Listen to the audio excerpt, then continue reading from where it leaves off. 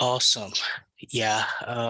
Good day, everyone. Good morning, good afternoon, good evening from wherever you are in different parts of the world. Happy New Year. This is 2023, and you're welcome to Clan Monthly Webinar Series. Always insightful, always beautiful, and always bringing so many new knowledge and new things to learn. So today being our first webinar for 2023, we have a very beautiful and awesome guest, Benedict Okpala, who will be sharing so many things with us about renewable energy. Good morning, Benedict. I trust you're ready for us. Okay, so Hi. yeah, thank you so much. So I'm going to spotlight Benedict right now so we can dive into the conversation. Alrighty. So yeah, you're welcome, Benedict, to webinar for this month. Yeah, so Thank you so yeah. much. All right. So we've heard so many things about your work, about your initiative in renewable energy. So, and we have like a very great topic before us, talking about digitalization and renewable energy. Yeah, so let's dive in. Let's hear from you about what you have for us to share with us today. All right. Guess you're outside Nigeria. That's why you're saying good morning. Yes. I'm in the US. But I'm in the United States. Yeah, okay. Well, here in Nigeria, this is I know. 5 5 p.m. 5:15 p.m. Yeah, I can understand. Yeah. Yeah. Good evening. I guess that's I don't know your name. But, My name is Ayomide. oh, you are the one I've been chatting with, right? Yes. Awesome. It's great to have you, Ayo. Thank you. My name is Benedict Okpala, and thank you very much for having me here. I don't know, do I need to introduce myself again? Yeah, sure. Go for it. Yeah. All right. So my name is Benedict Okpala. I'm the co-founder and chief innovation officer at Kiru Energy.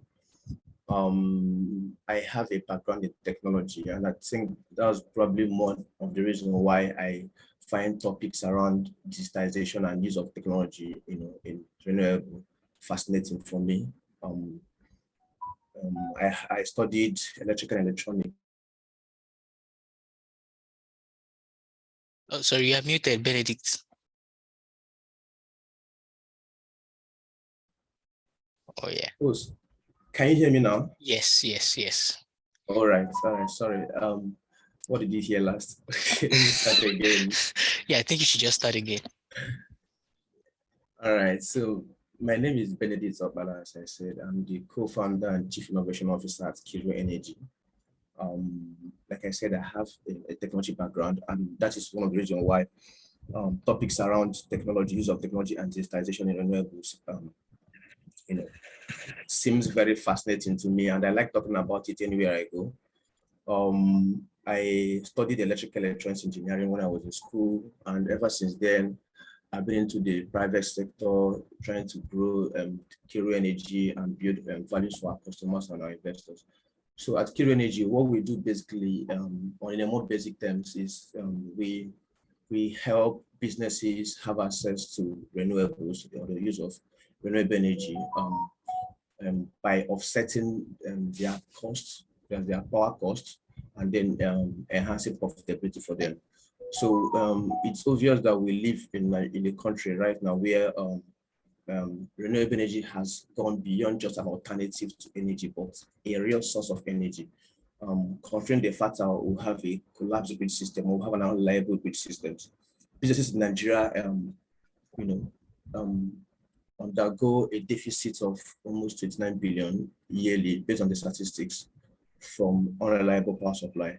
And the best we have right now is petrol and diesel. And if you're in Nigeria right now, if you hear the news from home, you can agree with me that it's not really getting well in that aspect.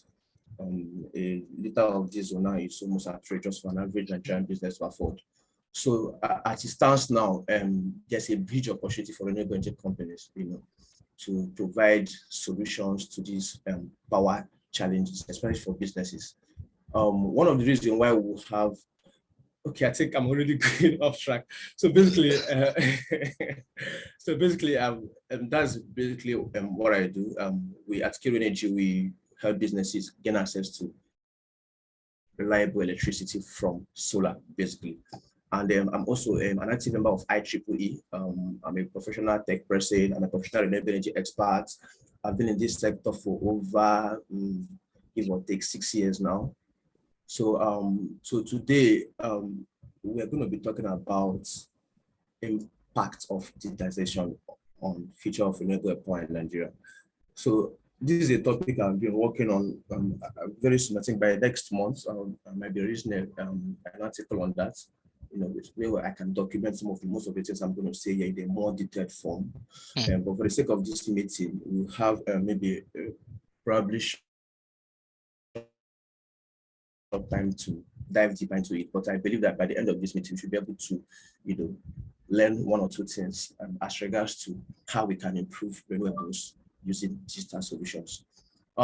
First of all, I could have prepared a slide for this, but because of time, work, I wasn't able to, come up with that. But like I said, before the end of next month, there will be a document on this, so anyone can, read it out and see exactly where we can partake.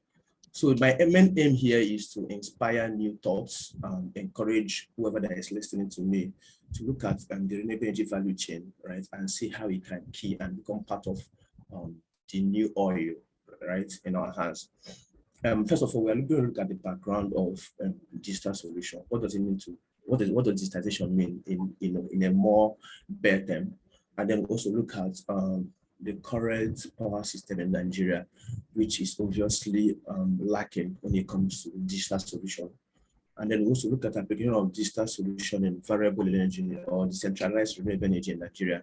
And then we'll now look at the positive impacts or what the future holds in terms of renewable energy, energy transition, and use of digital solution in that regards.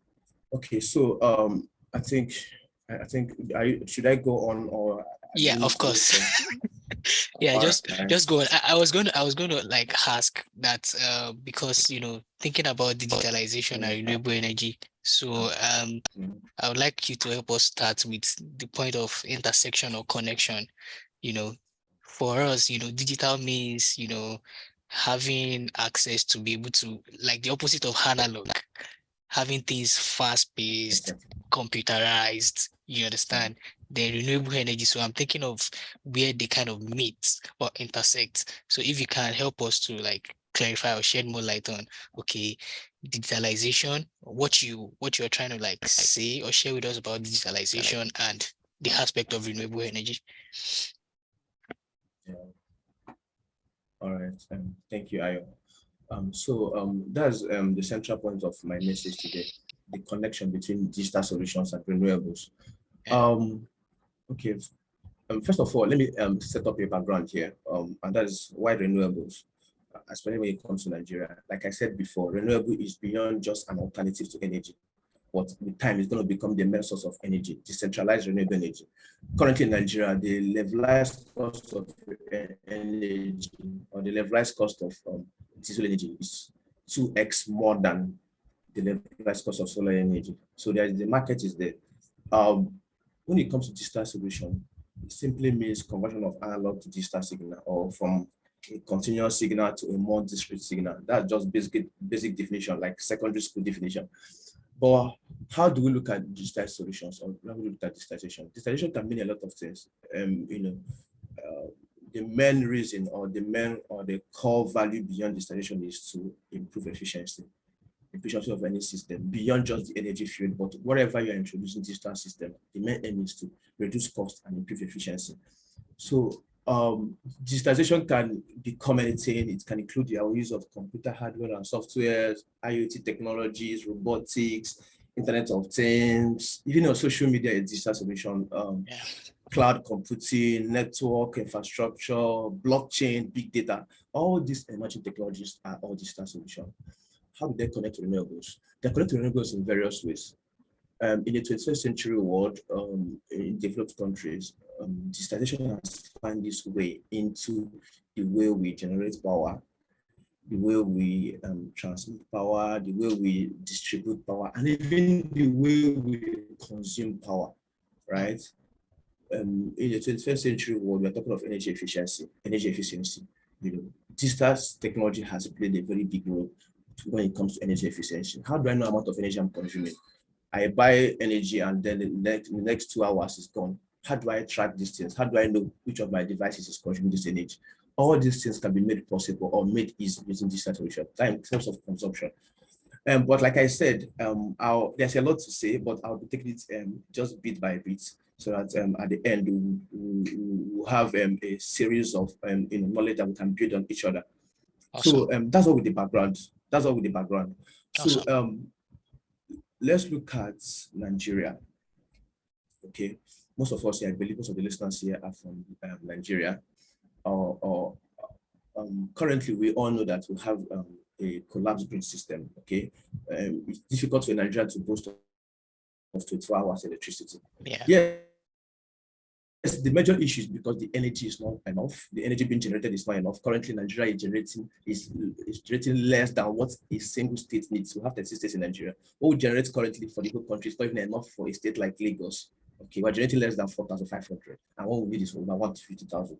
So, but apart from the aspect of deficiency in power generation, one of the major reasons why we don't have electricity, we don't have reliable electricity for our grid system is deficiency in these digital solutions. So in transmission, fault identification and tracking becomes an issue. You know, sometimes the energy might be available, that is the truth. But before the energy gets from wherever it's generated from, maybe from our gas, and so our gas systems, our gas and our hydro system, to wherever the energy will be consumed, a lot of things happen in the process. And during this process, it's open to a lot of faults and a lot of downtimes. And sometimes, tracking these faults becomes a problem. I have an opportunity to work with transmission company of Nigeria. I remember those days, what we normally do, whenever there is a fault, there's a line drop, first of all, we shut down the feeder and then we start patrolling the line with our vehicle. Imagine what it's going to take us. Sometimes we patrol up to 50 kilometers, 20 kilometers of line looking for a single fault with our eyesight. That's a very bad way to track faults. And remember, throughout this process, we are tracking, sometimes it takes us 2 days, 3 days, sometimes we track a single fault for 1 week. And for that 1 week, whoever that is connected to that feeder doesn't have electricity. So, but with digital solution, these things can be done just from your desk. You can easily isolate some lines, get where the faults are using some of these digital solutions that we're going to be talking about today. So it's pertinent to say that the lack of inclusiveness in our central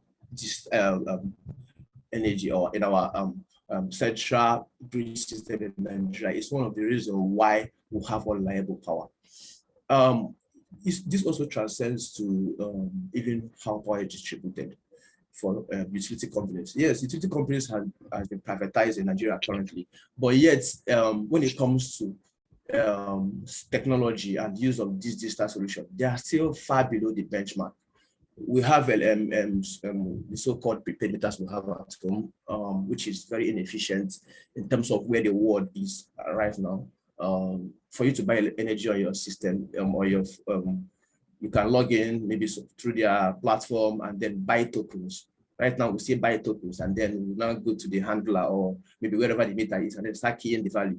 That's a very ineffective way of doing things. For a business that requires, or for a home that requires 24 hours electricity, even if the power is available, the fact that there will be a downtime when your power was exhausted to the time you subscribe for a new you buy a new energy, it's something. For someone, it might cost him a lot.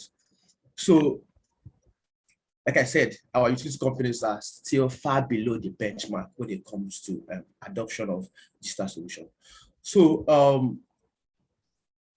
just like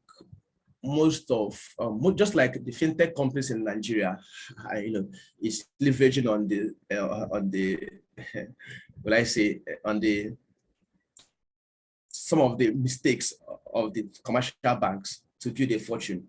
This is how decentralized energy systems or decentralized renewable system is going to bank on the failures of our grid to build a fortune for themselves. And one of the ways they can do it is breaking digital solution. Okay, now we're looking at renewables. Renewables are decentralized. They're not centralized. Nigerian grid is centralized. We generate power at a particular point, and then we have to transmit it to a very wide range of distance. But it's not the same for renewables. Renewables are decentralized systems. So what are these digital solutions that we can use in renewables, and how can we improve that? We're looking at digital solutions like, let's give an example, use of smart meters. Use of smart meters alone can enable a lot of efficiency when it comes to digitalization. Efficiency in terms of energy monitoring and tracking. For a single user, like for an average user or a commercial user, knowing the amount of energy you spend every month or every week or every day is very, very pertinent to your energy efficiency plan. Also, from I think 2 years ago till now, solar energy companies in Nigeria are already talking about interconnected mini grid systems, where we connect a customer who is already on the grid, and then we measure the amount of energy being supplied from the grid, while the independent power producer supply the rest. So for such a system to be achieved, you cannot do without smart metering. High-class smart metering, where the system will be able to measure the amount of power coming from the grid, and then the amount of power coming from the independent power producer. And at the end, they reconcile these values and they know how the tariff system will work out.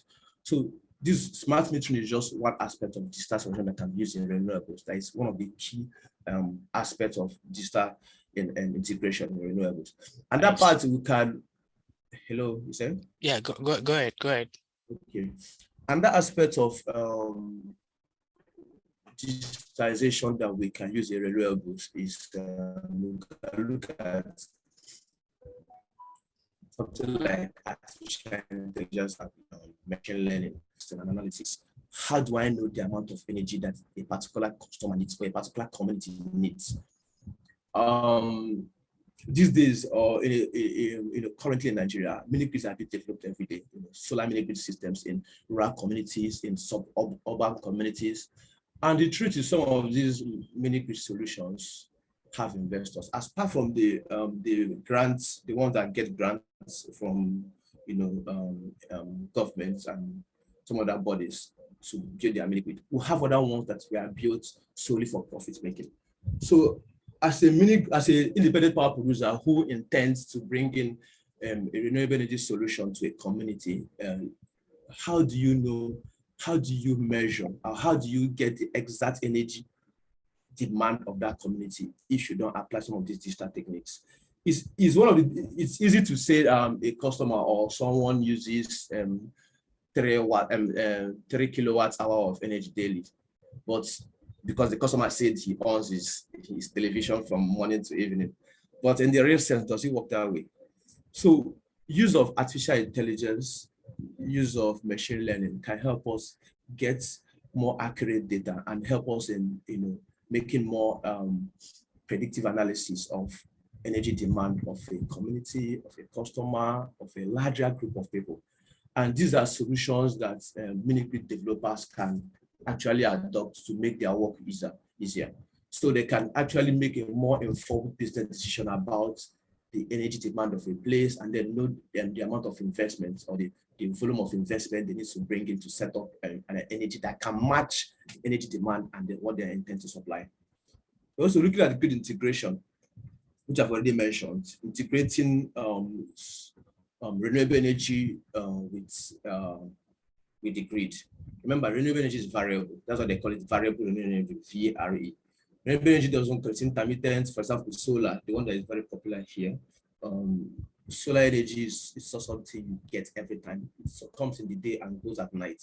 So that intermittent nature of it, something a form of a controller needs to, balance it up, knowing when to supply and when not to supply, for systems where they are, or from systems where we are looking at grid integration, where we bring in renewable and grid together. Like I said, in projects like interconnected mini grid. I think they have about 2 or 3 already going on in Nigeria. Digital solution is very, very key. It's very, very key to know exactly what the two parties, because this is like a two-party partnering together to power a customer. Okay. So we're also looking at blockchain technology. Blockchain is one of the key technologies or key digital solutions that has a very significant application when it comes to decentralized renewables. I will be happy to live in a country where I can use my Bitcoin and buy power.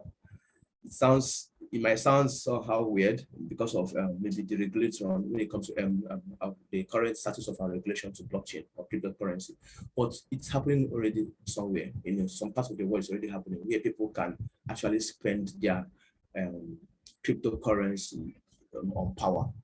So these things are one of the blockchain technology is one of the key digital solutions that has a significant effect digital in renewables. We're also looking at industrial robotics.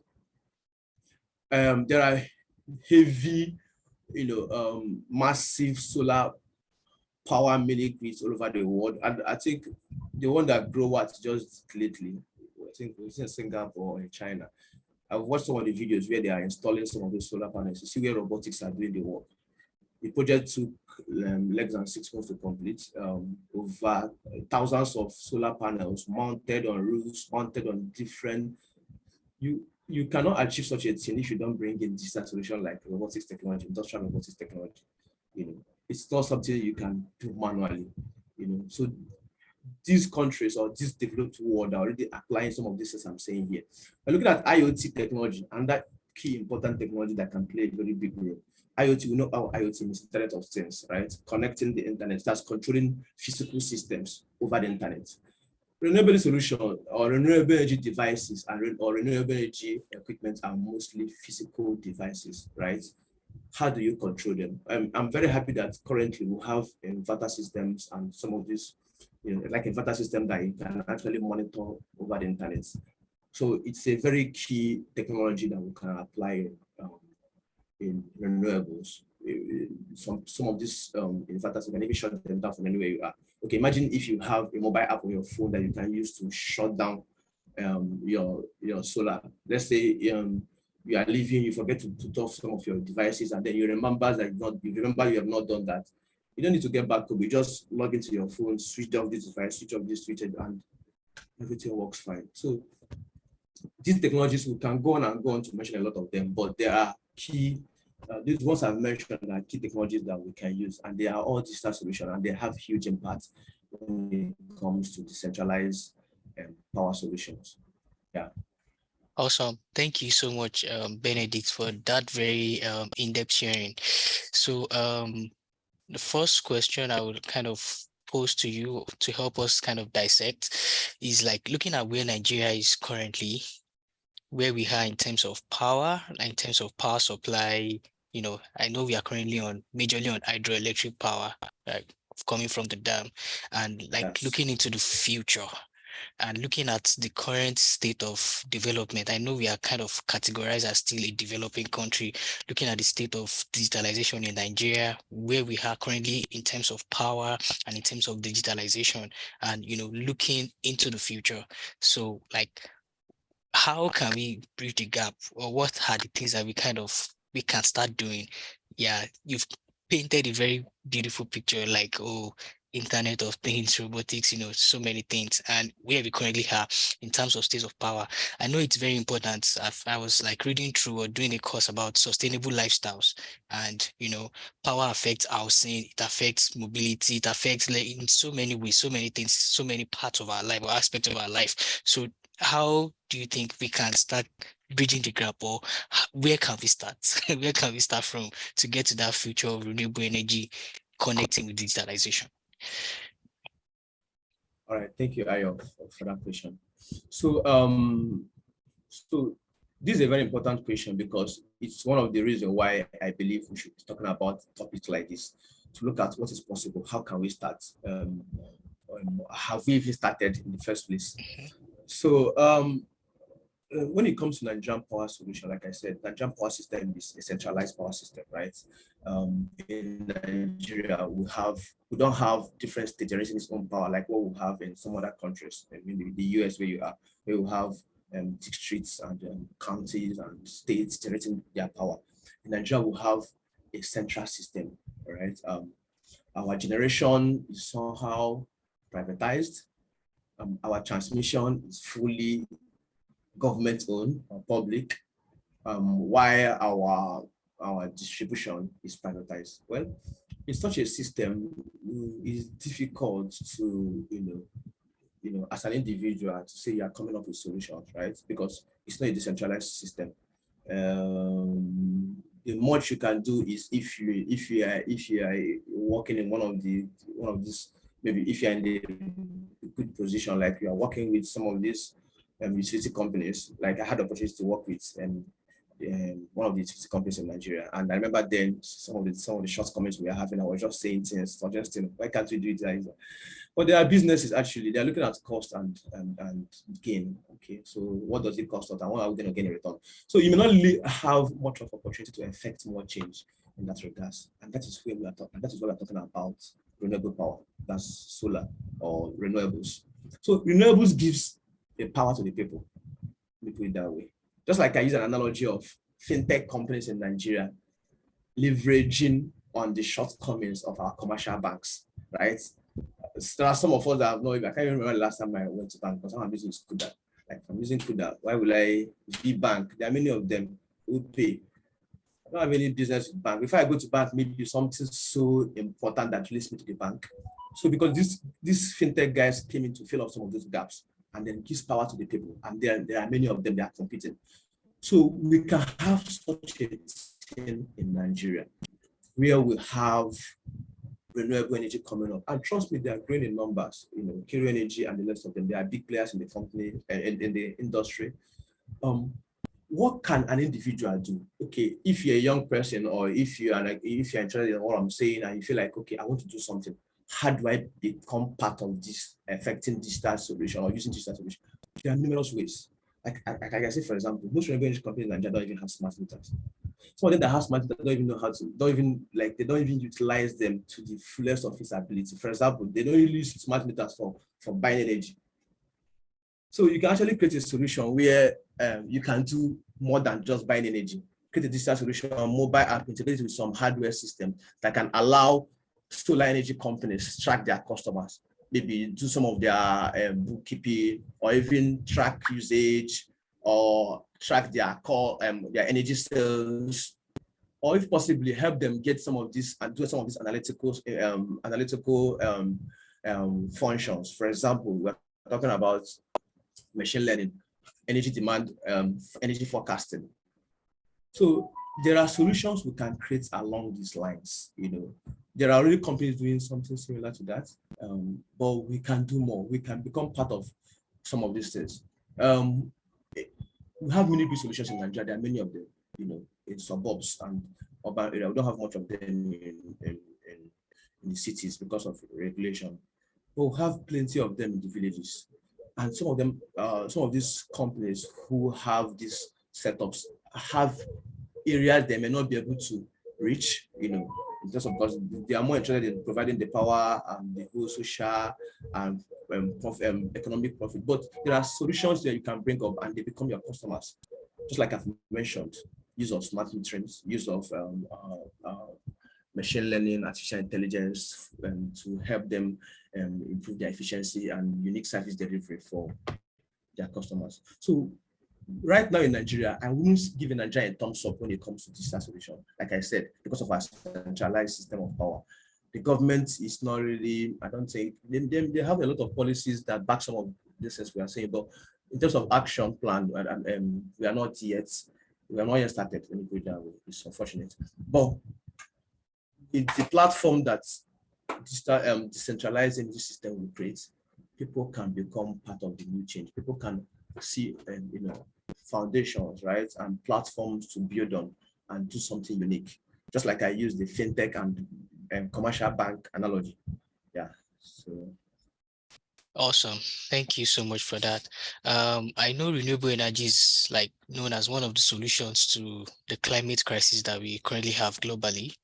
And but like in Nigeria, for example, people are still tied to the old culture or tradition of using hydroelectric power or fossil fuel or petrol. Yeah, but as a professional in the renewable energy space, um, do you have like points or like a way you can describe renewable energy to convince people to start, shifting from fossil fuel or hydroelectric power? That's the first thing.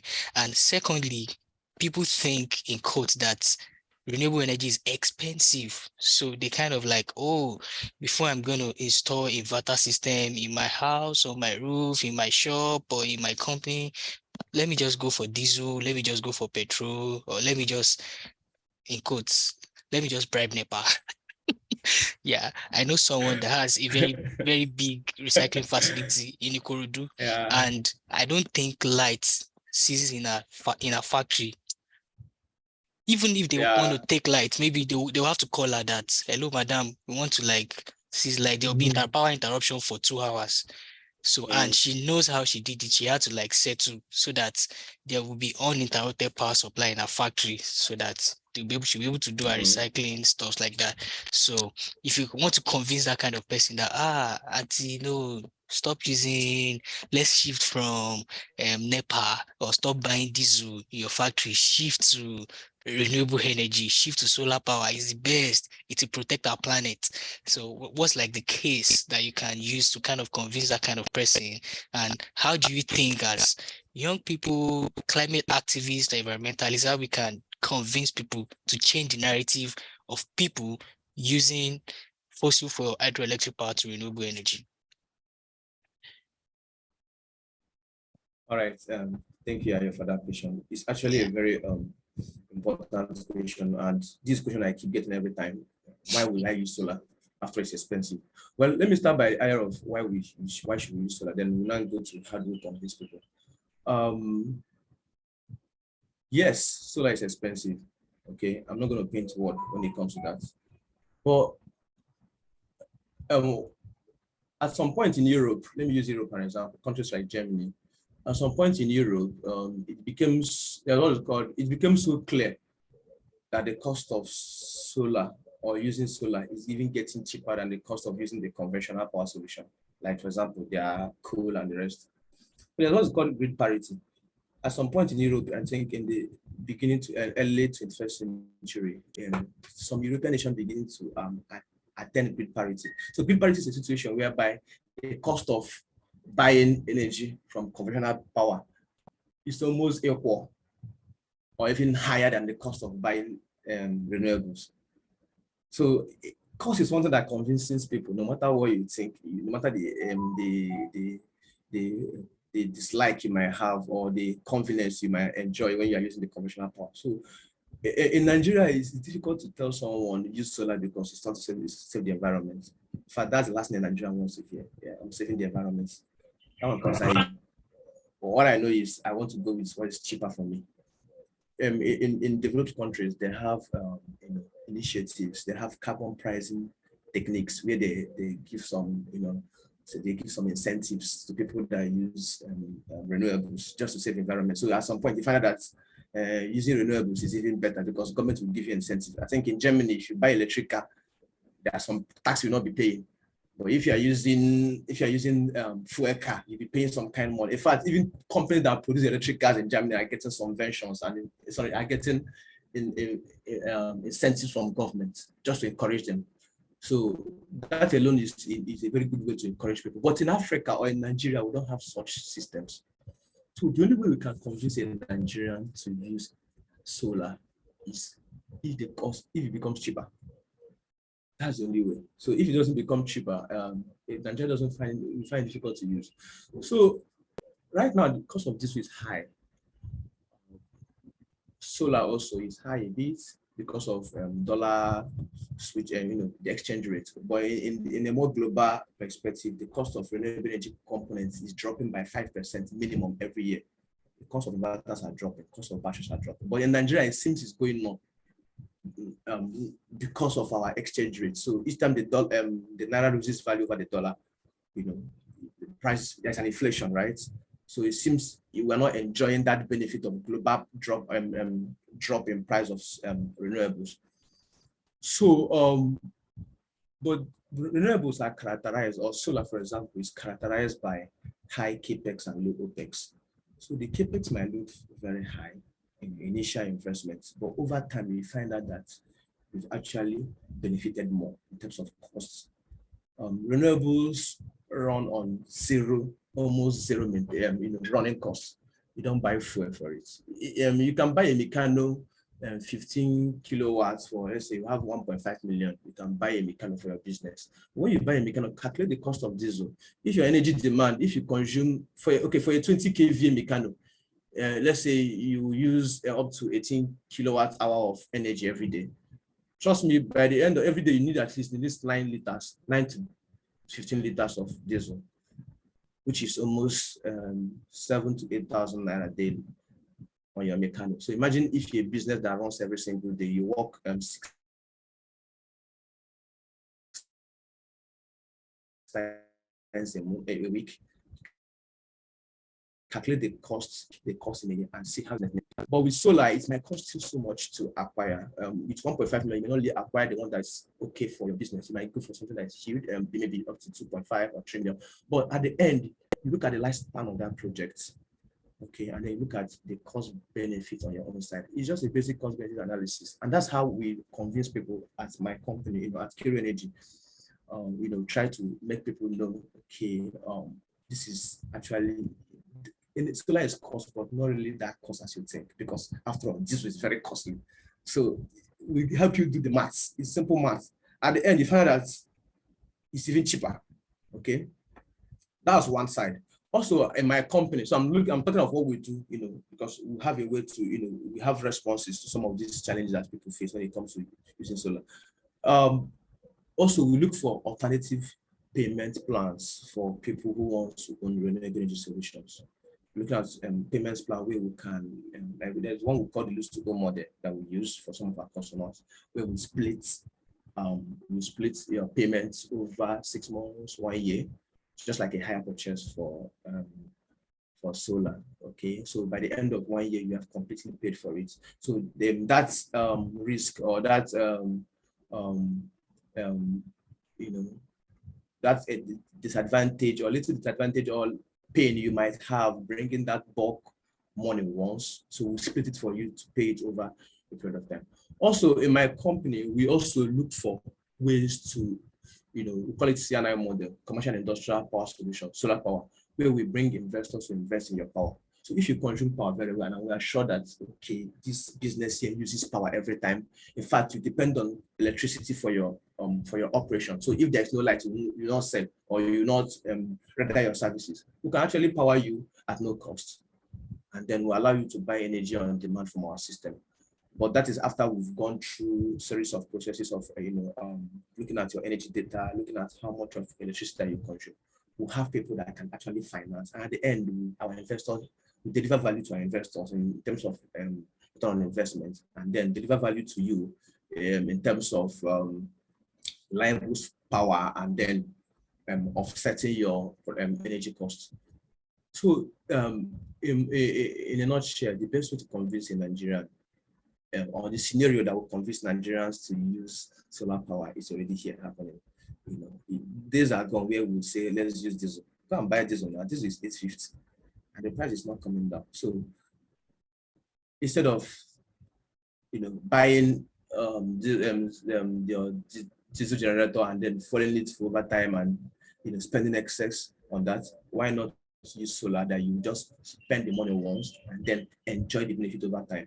When you buy solar, some of those equipment, for example, the solar panel has a lifespan of 20 to 25 years. The inverter system, if you use a good one, some of them can give you up to 5 years even without a maintenance, up to 10 years for the premium versions. And then we're looking at battery system. I think that's where we have issues. Battery systems, which constitute up to 40% of total investment cost in solar. The battery storage might give you, if you're using basic batteries like lead acid, you might get up to 3 to 4 years.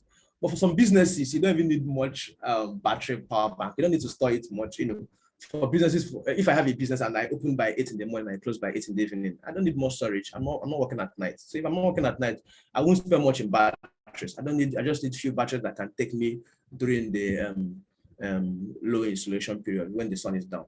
But if the sun is up from morning, I'm already powered. So the truth and the facts on ground, apart from sentiment and speculation, solar is cheaper right now. Solar is cheaper now, and we'll be able to prove it over and over to our customers, to people who decided to go with us. We'll be able to prove it to them. As long as you're a business person, I believe everybody's a rational consumer. Okay, when we bring how much have you spent in energy? Look at your energy data for the past 1 year. Look at what we propose to you, what we are going to deliver to you, and how much you are going to save. There's no reason why you will not go with us. So I think that answers your 2 questions. And am I missing any? Yeah, thank you very much. Thank you. That's okay. I'll soon open the floor for questions now, but a thought just popped on, and I'm just thinking of hybrid generators. I know there are hybrid vehicles. Like the people I live here with I live with here in the US, they use hybrid cars, and sometimes when we are like maybe joining together or going out together, I kind of see how the car runs. So it's like when she's going on something like 25 kilometer per hour, or like the car runs on battery. So it doesn't use fuel at all. So she can fill her tank and use her tank and use her fuel for like 1 month or sometimes 1.5 months. So what do you think about hybrid generators? Or for this is like Kiro Energy should pay me for this for this idea. What? Because I think sometimes it's very hard for humans, to shift from the conventional way of doing things. Like you are too used to it. Like you are used to doing it 1+1. So somebody now comes to tell you that no, guy, you have to shift from 0+0. You understand? So, but I'm thinking, okay, if people kind of see that, I fuel, and maybe if they use it for like 5 hours, so from 5 hours to 10 hours you start using fuel, but from 0 to 5 hours it will run on battery. So I don't know, what you think about that, and maybe it's not good, it's not possible, or what does Kiro Energy think about hybrid? Because people use generators before they can say, I want to buy a hybrid car. So maybe hybrid generator, maybe we can start from there in Nigeria. So yeah. Thank you, Ayo. So currently in Nigeria, we already have something like that in play. Okay, so we have PV, we have hybrid, call it hybrid power system, hybrid renewable energy systems. On a more general note, it's difficult, to run 100% on renewables. People have asked me this question, and I've talked about it several times in forums like this. Our target right now, even as we talk about energy transition in Africa, I prefer using the word energy development rather than energy transition, because it's difficult to run on 100% renewable. Yeah, it's difficult in terms of cost. It's not cost effective. Okay, so at the end, the numbers wins the race, right? So if the numbers don't look good, nobody's going to take it. In terms of costs, it's practically, or it's not cost effective that way to run on 100% solar because of storage. That's the truth. We have solar during some time, like during the day, and then at night it goes. So your solar panels will not be generating at night, and you need power at night. Okay, and then the batteries, which means you need batteries to store, and then these batteries are very expensive. Okay. Sometimes solar power is down during some seasons. For example, now between May, June, July, I think May to August, in most Nigerian cities, you find that the sun radiation is very poor. Sometimes in a day, it's places like Lagos, in a day, you don't even have sun at all. Everywhere will just be like morning until night.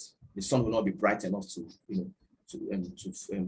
power the solar system. So in Nigeria, we're already using hybrid systems. Call them hybrid power solutions like PV diesel systems. In fact, most mini grid systems in Nigeria are PV diesel. So we have PV and we have diesel. So it's like a renewable energy mix. So in as much as we cannot have 100% renewables, but we can actually get some from the renewables and then get some from diesel. So for someone who is running 100% on diesel, let's say he spends give or take, for a business 100% on diesel, let's say he uses up to 10 liters of diesel every day, and he spends almost 9,000 naira. You can bring in solar. So instead of him using his diesel solution for, let's say his business is 12 hours, 8 to 8, we can actually reduce the time he uses diesel and then let him use diesel between, let's say, 5:30 p.m. in the evening to 8 p.m. at night in the evening. And then during the daytime, we use solar. So solutions like this are already what is in play. A lot of places are already doing it. It's already down. It's already happening in Nigeria. This hybrid systems, and also at Kiru, we already have a working plan to adopt such solutions for some of our customers who work during night times. Nice. Okay. So even in mini grids in Nigeria, there are mini grids in Nigeria where, at least I know up to, I won't mention them, but I know up to 5 mini grids in Nigeria where at night they put on diesel for the community. Although in such systems, the energy cost at night is higher. So in those places, they advise you to use most of your high energy demand equipment in the day. So you shouldn't wait till night before you use some of them. So they use this. There's this system they call time of use tariff. So the time you use it determines on what you pay. So when the sun is during the day, if you are buying energy on such solution or on such system during the day, it's cheaper. Let's say in the day you are buying 200 per kilowatt hour. At night you are buying 300 because at night they are powering with diesel and this is expensive. Okay, so such solution is already working, and it's a very beautiful thing for some commercial and industrial projects in Nigeria, which I've seen. They're already applying such a thing where we get some from diesel and we get some from solar, and then we ensure that the customer gets reliable electricity. So it's a very welcoming idea, and it's already working. It's already being done as we speak. Great. Thank you so much for shedding light on that. So right now we'll take questions from the audience, from our participants. So if anyone has questions for our guests, Benedict, you can either type in the chat or you can unmute. Yeah, feel free to unmute so that we take the questions. Yeah. You can raise your hand, unmute, or type in the chat box. Yeah. So questions, suggestions, comments, observations. Yeah. Before we start wrapping up for today. Yeah, I'm not sure people have questions. Yeah. So maybe while we wait for people to ask questions, maybe you can use this. Hi. Good afternoon, good morning, good evening, from everywhere we are.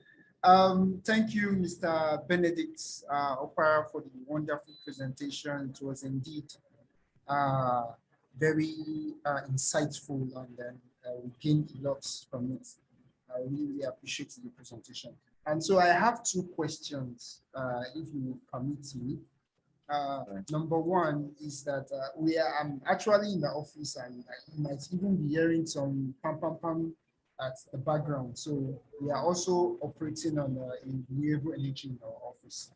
So, but the problem is, number one, like you said earlier, that when we want to compare renewable energy to the fossil fuel and all that, we might later realize that renewable energy is kind of cheap. But the truth be told, in the Nigerian setting, renewable energy is not cheap. From the, in the Nigerian setting, because we in our office, I think we did our renewable energy last year, and then the whole projects and everything that finished it, we are using 2 batteries. We are using 2, I think 120. I don't even know how to call this specification. We are using 2 batteries. We are using a solar controller, and then we are using 2 huge solar panels. All of them went for, I think if I can remember, it was around 800 or 900K that was able to do that project. And now Now it was last year, I think we did last year. Currently now, one of those batteries is defective. And you know, when you are using renewable energy, if you are very of course you definitely know that if you are using two batteries and then one of them is defective, it tends to affect the other battery, such that whenever you are charging it, it depletes very easily because we have one healthy battery and then one battery that is not good. So what I actually want to say is that as a Kiro Energy, your company as well, how are you trying to as in, advertise, if I can put it, or publicize this renewable energy such that people see it as maybe they can see it as expensive, but you tend to look, you talked about maybe in Germany whereby people get some form of incentive for using hybrid cars and all that. So in your own way of trying to promote renewable energy in Nigeria, how are you making sure that people buy to this idea? Because of course, renewable energy is the future.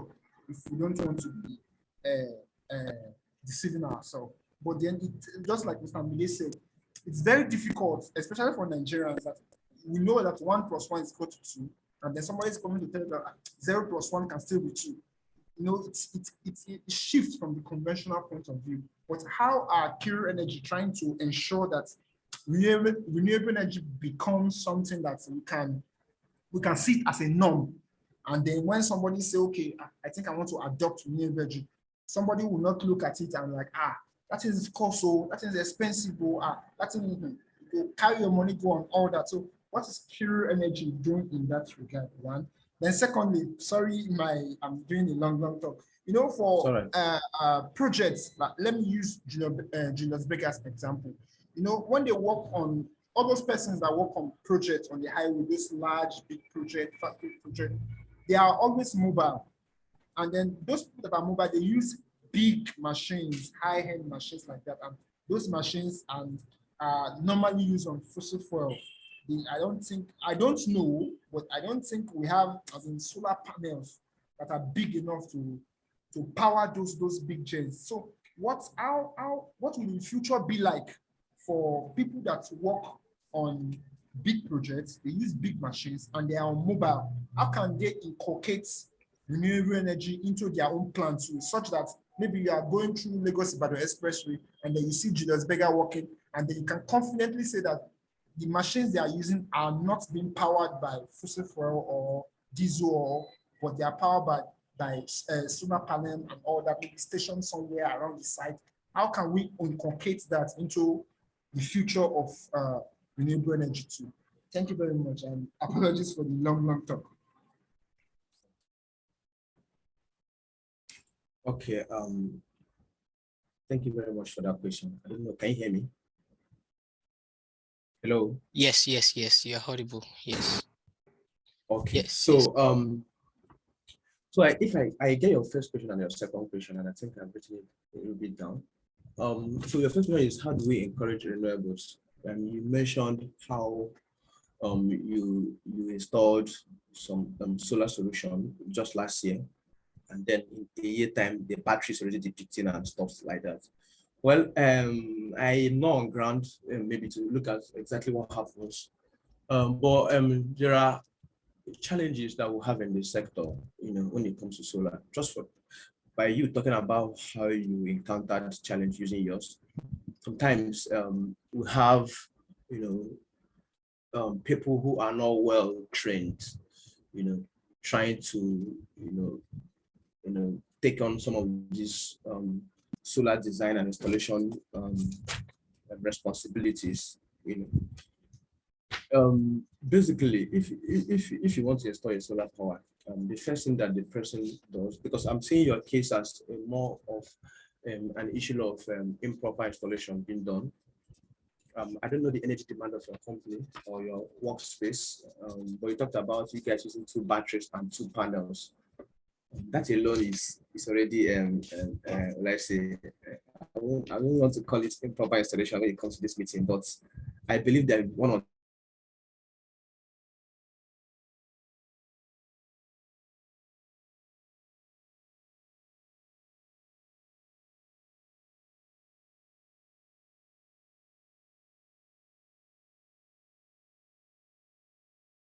Hello. I think we probably lost Is this Benedict. my audio or Mr. Okpala I went off? think it's from Benedict. Okay, okay, okay. Yeah, let's just give him a little bit of time to join back. That could be network each. Hello, Benedict. Mm, yeah, I guess that could have been his network.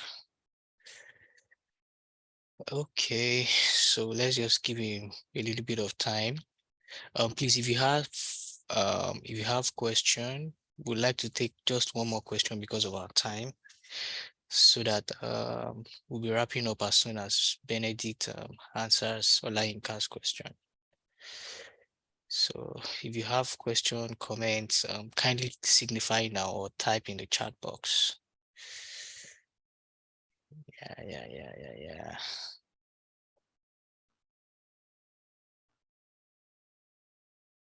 Okay. I hope he's able to join back. I hope so. I hope so. Can probably reach out to him offline to see the problem, Mhm. WhatsApp or something. Yeah. Just text him right now.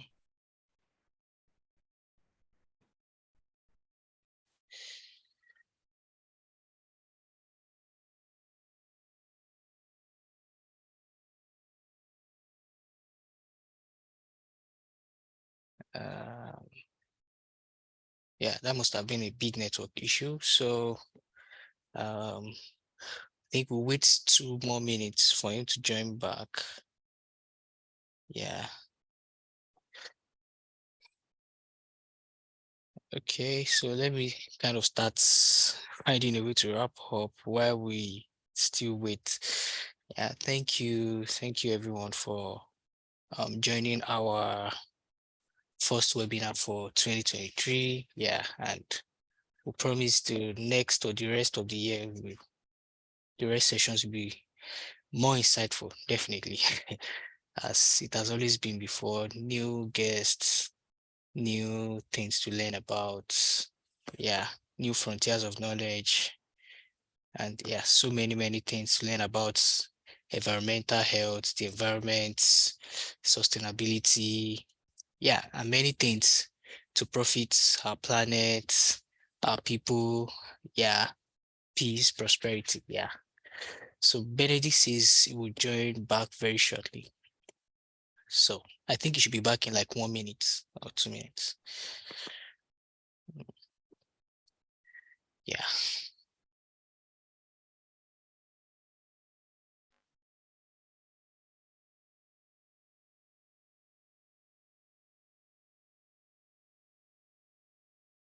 Yeah. And you can tell us what you have found very insightful today about joining today's webinar, what you have learned. Yeah, for me, I think I learned about hybrid generators. I never knew about that. Yeah.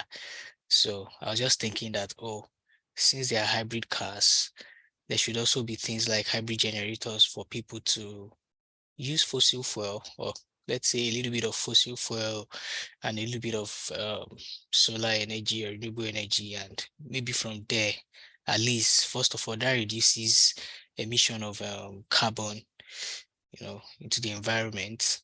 And, they can augment that with solar power or solar energy. And yeah, thanks to Benedict for shedding more light on that. Yeah, Benedict is here. Awesome. Okay.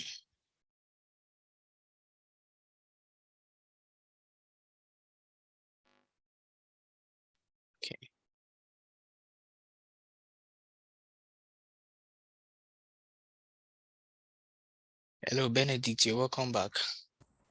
Yeah, I'm so sorry. Yeah, My Wi-Fi just disconnected suddenly. it's I'm okay. sorry. I'm sorry about that. Okay, so as I was answering the first question. So okay, so as I was saying, So before you contract out your solar installation, try and get the best hands, people that has track record of performance, you know, so that they will give you a proper installation. So it might cost you some cash, but at the end you have something that is sustainable. I can't see the reason why you have a battery, but you buy a battery and a year later it's already down. It doesn't make sense. It doesn't make sense. So just like any other business in Nigeria, there's a lot of people who are not well trained, and that's why we can't stop laying emphasis on trainings. Getting the best trainings from the best academies for renewables. That's for installations. So that's one. So two is solar is something that, like I said, in terms of costs, maybe when petrol was still 100 naira or 150, you might say that the use of petrol might be cheaper. But as long as this is concerned, we can do the maths. And like I said, for most of our customers, they had this argument, when we engaged them initially. But by the end of the day, they find that actually it's even cheaper because it's about the numbers, and I'm going to show you the numbers. Okay. The only challenge, like I said, is that capital expenditure. Okay, how much you need to spend at a go. So that's where the challenge comes, and that's one of the areas we are trying to tackle at Carry Energy, to provide alternative payment plans for some of our customers. Where we can spread the price and spread the cost for you over time. And it's very welcoming. Most of our customers have looked at it and they're like, this is nice, and this is what we need to do. Also, we are also providing a situation or providing access to energy where customer does not even spend anything in the capex. We don't pay anything, but the power system belongs to us. So we have a kind of a long-term power purchase agreement with you that you continue to buy energy from us, and then we'll supply you, and then you pay what you use. So with this, we help customers, or help people, help or assist the deployment of renewables for our customers. So our cost will no more be an issue, because most people complain is cost. So if I give you a solution to the cost, okay, you don't need to pay this, pay that. Or someone else is going to invest in your power. Your job is to use this power. Can you hit this power threshold? But before we do that, we have to. There's a lot of processes involved for some of those customers. We have to know your power threshold. How much energy do you consume every day? If you're a heavy consumer of energy, this is the market for us, and we can actually help you, contain that issue of capital expenditure. So on your second question, you talked about renewables powering some of these heavy machineries. What is the future of renewables in terms of powering heavy equipment? Well, it's a very nice question to ask, but I want to tell you right now that solar, for example, can power anything you can think of. Funny enough, rockets, or not rockets, space shuttles in the orbit are powered by solar. But people don't know. They are powered by solar. They have solar panels hanging on the body. So if space shuttle can be powered by solar, is it some industrial machines? There are places in Nigeria, I've been to some many places in Nigeria where we have solar power powering the entire community. I'm not talking of a house or 2 flats. I'm talking of a community, an entire village. Half of a local government will have solar power solution powering them. We have, Dubai. So not Dubai. I think Abu Dhabi, that's UAE capital. It's called Solar City, or the Sun City. It's because of solar. I think 60% of the energy comes from solar power. 60% of energy used by a heavy city like that, which is more than times 5 or times 4 of what we consume even in Lagos, and it's powered by solar. Look at some other countries, like Germany. Germany currently gets up to 50% of its total energy from renewables, both solar and wind, and solar and wind, basically. Denmark currently up to 90% from renewables. I can go on to mention, where we see the renewables doing some massive, used for some massive power projects. Like I said, in Nigeria here, I know communities where solar powers them, everything. In fact, those communities were off grid. They don't have anything like energy at all until solar came in there. Until some of these companies or some of these intervention projects by Rural Electrification Agency came into those communities, and then they have the first time they are seeing electricity is solar. And these communities have large energy demand. They have businesses running, they have welder shops, they have refrigeration centers, they have all forms of, rural and semi-rural businesses, grinders and everything going on there. And they are powered by solar. So there's nothing solar cannot power. All that matters is the demand. What is the energy? So solar is not just for minor energy consumption. Solar can power whatever industries.